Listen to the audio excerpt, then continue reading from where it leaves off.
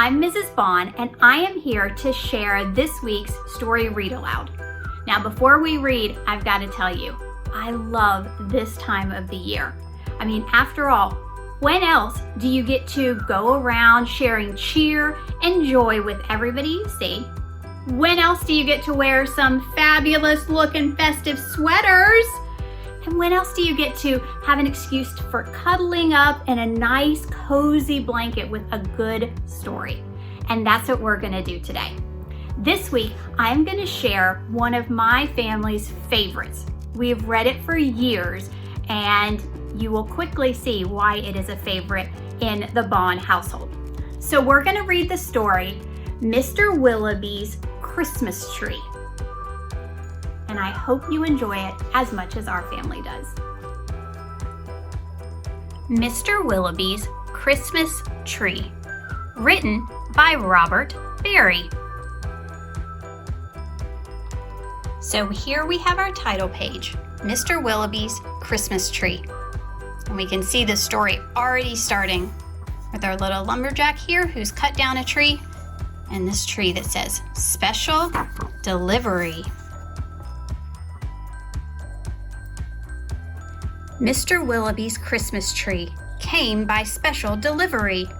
Full and fresh and glistening green, the biggest tree he had ever seen. He dashed downstairs to open the door. This was the moment he'd waited for. "A magnificent tree, splendid," he cried. "Please, sir, won't you take it right inside? I think it might look best this year, right in the parlor corner here." But once the tree stood in its place, Mr. Willowby made a terrible face. The tree touched the ceiling, then bent like a bow. "Oh, goodness heavens," he gasped, "something must go." Baxter, the butler, was called on in haste to chop off the top, though it seemed quite a waste. "That is great," Mr. Willowby cried with glee. "Now we can start to trim my tree." When the trimming was well underway, the top was placed on a silver tray. Baxter said, "I know just who'd be delighted with this Christmas tree." So it was presented to Miss Adelaide, Mr. Willowby's upstairs maid. "Won't this tree be a pretty sight when I have trimmed it later tonight? But the top, oh dear, I'm so afraid, will have to be cut," sighed Miss Adelaide. And so with scissors, sharp and long, she snipped off the top while she hummed a song. And the top was sent out the very next day in the back of the house to be thrown away. That little treetop caught the eye of Tim the gardener passing by. He certainly was not about to see that little tree thrown out. He hurried right home straight away to see what Mrs. Tim would say. "Fa la la, surprise, surprise!" His wife could not believe her eyes.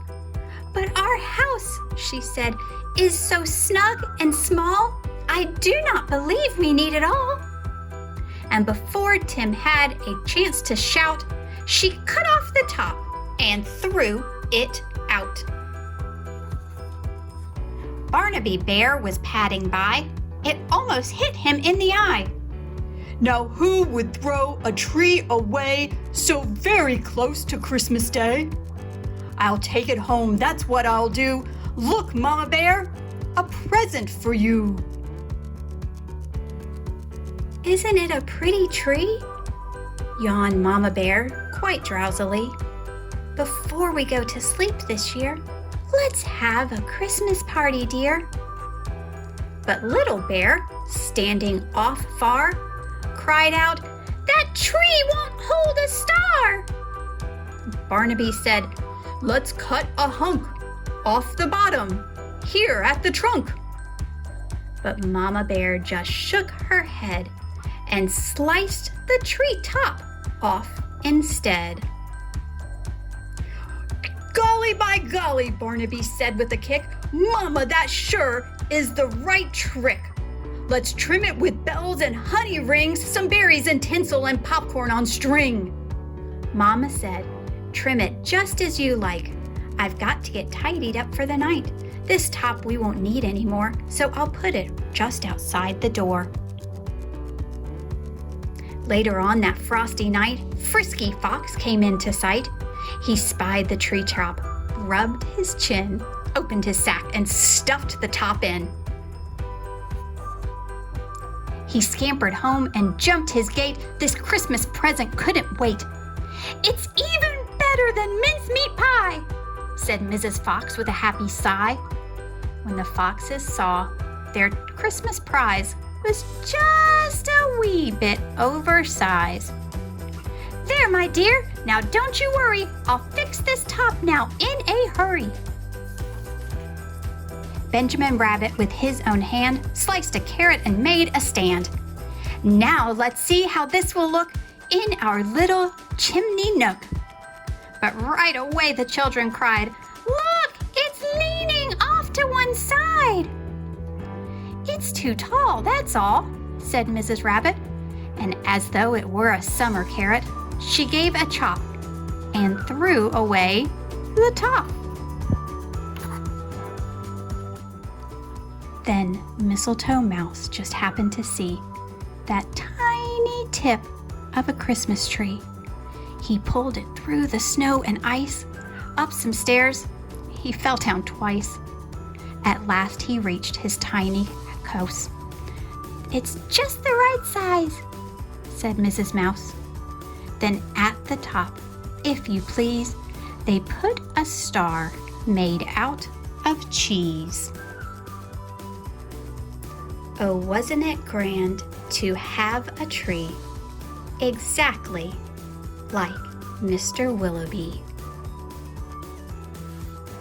So I hope you enjoyed Mr. Willowby's Christmas tree as much as our family does.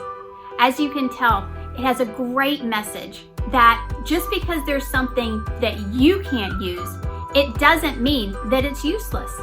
So something that you might be done with or you might not need might be exactly what somebody else is looking for. So I hope you enjoyed it and have a great day. Bye.